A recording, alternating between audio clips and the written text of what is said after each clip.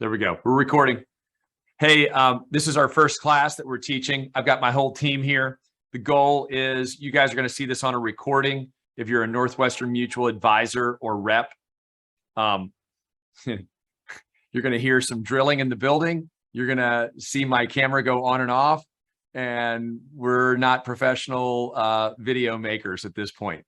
So today's topic, we decided that through the years, you guys get asked questions all the time.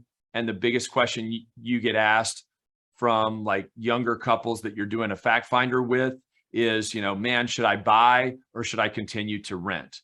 So we came up with a form. I think I'm going to call on a couple of the guys here, just how they've used that form through the years when clients that come to us who truly are, they're renting and they're a little bit scared. I think your biggest objection in a fact finder is when someone tells you they need to save up a bunch of money to buy and, they really want to do it, but they have more questions. This type of form that we could get in your hands would really help you walk people through it. So I'm going to share it and then share screen. Bam. Okay, cool. So, hey, renting versus owning. What, Andy, any of you guys, what's a rent that you see out there with like younger couples, let's say 25 to 30-year-old couples that rent? Yeah. So, right now in Nashville, we know that rent has gone up a lot. And so it kind of depends on the situation. I try to play it as if they're going to either choose to rent in a certain situation or choose to buy. And so that means if they're currently renting for $1,600, if they go to re-sign a lease, it's probably going to be $1,800. Or maybe even more, depending on what area they're trying to live in. So if we I would say $1,800, yeah, $1,800 to two grand a month. Especially if you want to compare like a 2-bedroom, 1-bath apartment to a 2-bedroom house or a condo, it's going to be a little bit more comparable. All right. So simple thing on the top of the form, I put in 2 grand. What are people's renters insurance on a 2 grand apartment? What do they have to? Renter's insurance covers their belongings. What's that cost? Yeah, we're seeing that. Yeah, we're seeing about $15, $20 a month. $20 a month. So $250 a year. Boom. So total monthly cost. So this form kind of does it. Monthly total rent 2020 times 12. There's the total annual cost, $24,240. So on the form, we just kind of said, hey, is there any on this third column over here? Is there any principal reduction? Is there any appreciation? There's no real benefit. So bottom line is, hey, total cost of renting $24,000. So Andy, you were kind of saying, what would be a house price that you would pop in here just to show them a comparison? I think keeping it around 400,000 would be comparable. Okay, so 400 grand. They're trying to stay in the same area. I think for the advisor, just the easiest way to use this form is just to show, hey, what % down? And we can default some numbers here in this yellow section that make it really simple. And let's say their credit score, I go back up here, is a 720. So if we have a good credit score, 400,000, 5% down, interest rate, what can we plug in? I'd say right now, it's ever changing, right? Because the market changes every day, but 6% is a good round number that you could use. Okay, 6%, round number. We plug it in. If we change it, the spreadsheet changes. These numbers change, but let's use 6%. So you could show your client that, hey, principal, interest, real estate tax seems kind of low. That little formula, 133, I think it would be 0.1, 333 seems a little more appropriate, right? 400,000. Home insurance, that seems accurate.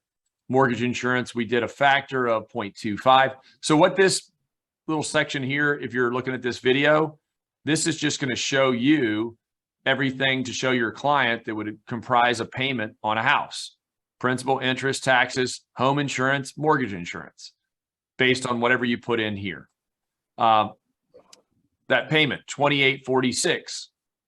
So now let's look at this, because 2846 times 12 is $34,000. Grant, when you've shown someone this and you kind of walk a client in a Smart Start meeting through this, this is where, oh God, the 24 grand of renting versus 34,000 owning. Is this kind of the point where, describe this moment, because you're obviously showing somebody 10,000 more in cost, right? Yeah. First timer, as soon as they see that, they just see the bottom figure of, okay, it's costing me 10 extra grand for the entire year to own. And that's whenever we have to dive down and go through principal at that point. How I relate to principal is kind of like relating it to your 401k. You get paid your 401k through your salary, but it's not necessarily a cost to you because it's still included in your income. So that principal portion of your payment that we see over there for $378, that's not a cost to the home buyer. That's just a glorified bank account or savings account inside your house. So that's whenever we deduct that from the true cost. Got it. So the formula just simply takes the 378 over here times 12. Here's the principal amount annually. If that's a piggy bank, yes, you're writing a check for it, but that comes off that number. So the true cost of owning, $29,617.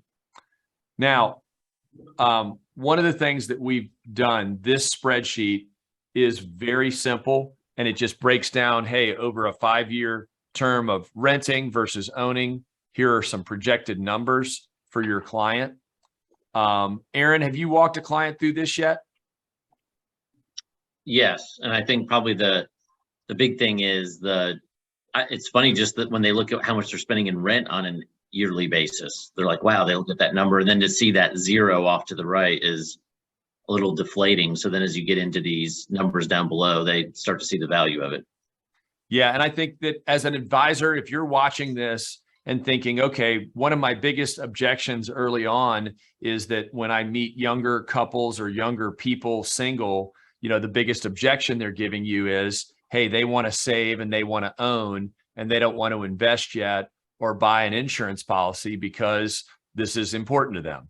So this tool to me would be something that we'll get in your hands and could even put your name on it as long as you can fill it out. And we have these defaulted and you can, call us for an interest rate to kind of plug in. This little analysis doesn't really, it covers, I would say 80% of it. The last 20% to me that could be really beneficial is the tax deduction, where your clients, the interest, the property tax, and even the mortgage insurance could be a deduction for them. And that's going to be completely on an individual basis based on income, that ultimately would bring this true cost of ownership down, maybe even a couple grand more, because they'd receive an additional tax refund for the interest and the property tax and the mortgage insurance deduction. Andy, what are there any things when you've gone through this with clients, like first timers again, that's been a big aha that they've liked? Yeah, I mean, just seeing the numbers, I think first and foremost, people don't think of them in these terms. And then even like you said, the tax deductions, no one even thinks about that when they're looking at houses and they're thinking about their new mortgage payment. I can actually share my screen and I can kind of walk through, like for this example, what the tax deduction would be. So let's do this. Okay. So Brendan, tell me what that principal was. It was 378. 378. What do you have for interest? 1922. 1922. Property tax 333. Home insurance 133, and mortgage insurance we had added a factor of 0.25. It was $79. 79. So it's pretty easy to tell that in this breakdown of the payment, you can write off the interest, the taxes, not the homeowner's insurance, but in a lot of cases, you can write off your PMI as well. So all I'm going to do is add those three numbers up. We're going to get that monthly deduction. That's 1922 plus 333 plus 79. So total monthly deduction. Pretty simple, right? It's $23.34 a month. Times that by 12, get the annual. And we're looking at a new annual deduction of $28,000. So that just goes against the income when they're filing taxes at the end of the year. And so we have to compare that what would be the standard deduction that they would be getting whether they rented or owned, right? So we're trying to get the Right. And true the value. single person, the standard deduction's 12.4, 12.5, 12.5, and married is 25,000. 25,000. So let's say this is a single person, the numbers will actually be a little bit better. We're gonna have to subtract out what that standard deduction would be. And we're looking at $15,508 of total benefit, tax benefit. Yeah. And then that translates to, if we're using a tax rate of, let's say, 25% annual, just use that nice round number. Mm-hmm. That's going to result in $38.77 in additional, I guess, refund. Yeah. So if you look at it in those terms, you could break that out monthly, and that's $323 a month of essentially lowering that mortgage payment, because you're going to be saving that money at the end of the year when you don't have to pay those taxes. Yeah. And again, if you're watching and getting into the technical of this, I mean, this is where the rubber, this is where it matters, being able to potentially explain this, or, just having this tool to walk people through. I think in the end, we're not accountants. You're not an accountant if you're watching. Maybe some of you guys have accounting degrees and gals, but in general, this is the basic overview. Andy, hit off screen share. Yeah. I think, are there any other things that we've uncovered on this rent versus own that you guys have seen in meetings where people, especially the younger clients that have never owned before, kind of have an aha?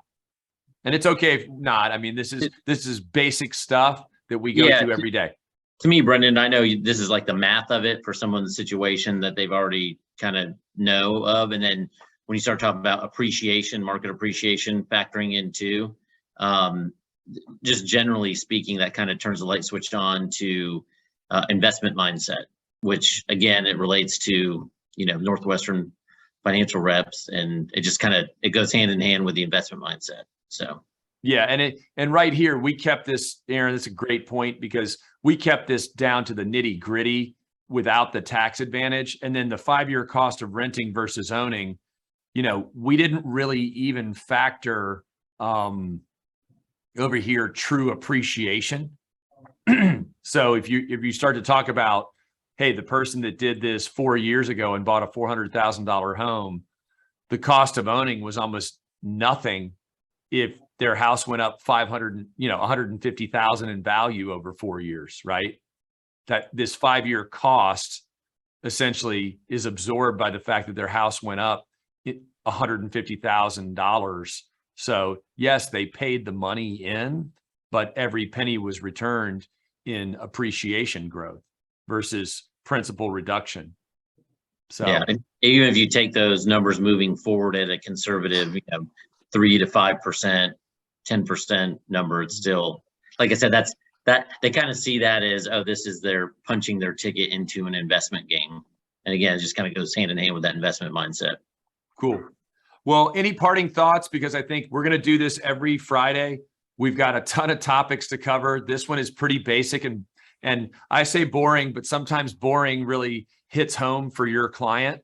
And if you're in those meetings where that this becomes the most important thing to that client or that couple, this is the tool that we would love for you to use and put in front of them as soon as possible, and we can help you do that. Good stuff.